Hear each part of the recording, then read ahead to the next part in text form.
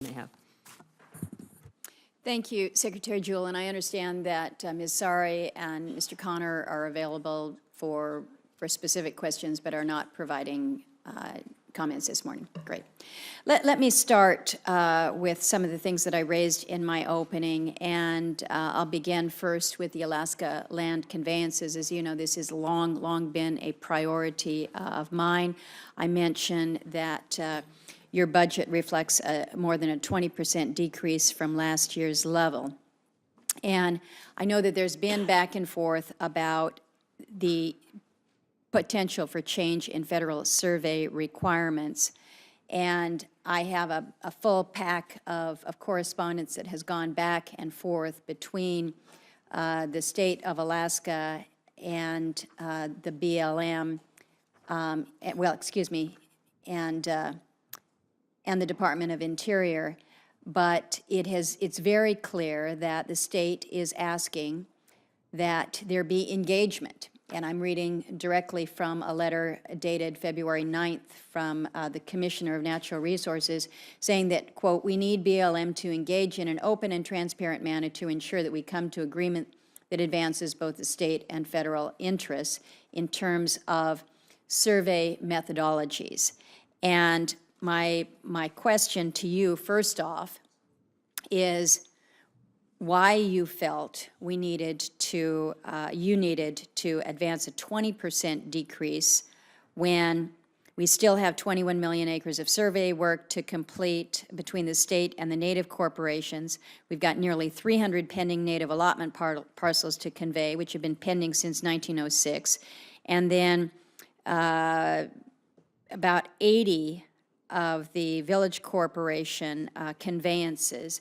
It doesn't make sense to me that we would take the foot off the gas, if you will, when we have such a lineup in front of us. And then if you can also speak to the commitment from Interior to engage with the state to ensure that the peer review, which is underway and which I understand is due to be complete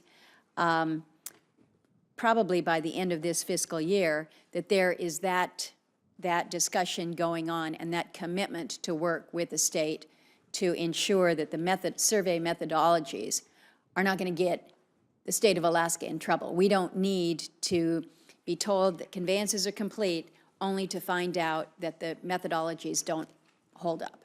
So if you can speak both to the cut in the budget and to working with the state on this. Oh, thank you, Senator.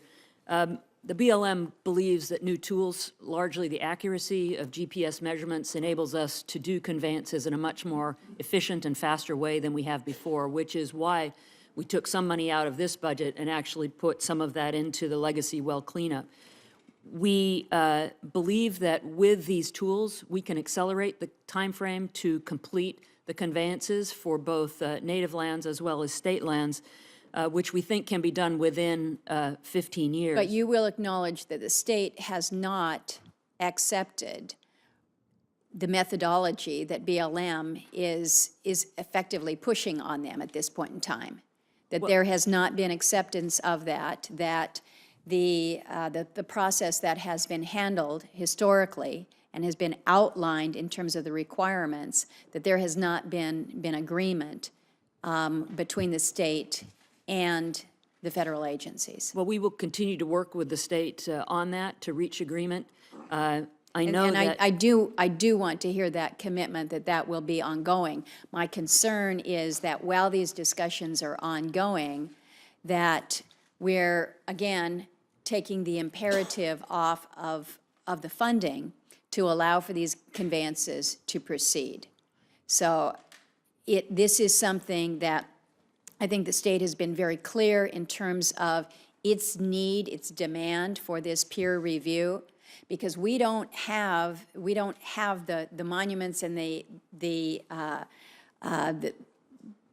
technologies in place in the state of Alaska for you to be able to measure to the same degree that you can in the lower 48, where you don't have as much space as you're dealing with. Last question to you real quickly is, and this has been communicated very, very clearly, it's stated that the most significant obstacle, and again, I'm reading from correspondence from the state, and I'll submit this to the record, the most significant obstacle to accelerating the completion of the state's remaining land entitlement is the revocation of longstanding PLOs, the public land orders, that prevent the state from accurately prioritizing these lands most economically beneficial. So I again put that out in front of you as a direct request from the state that we can move on lifting these PLOs and the federal withdrawals that unnecessarily delay. So that is something that we would like to attempt to work with you to advance that aspect.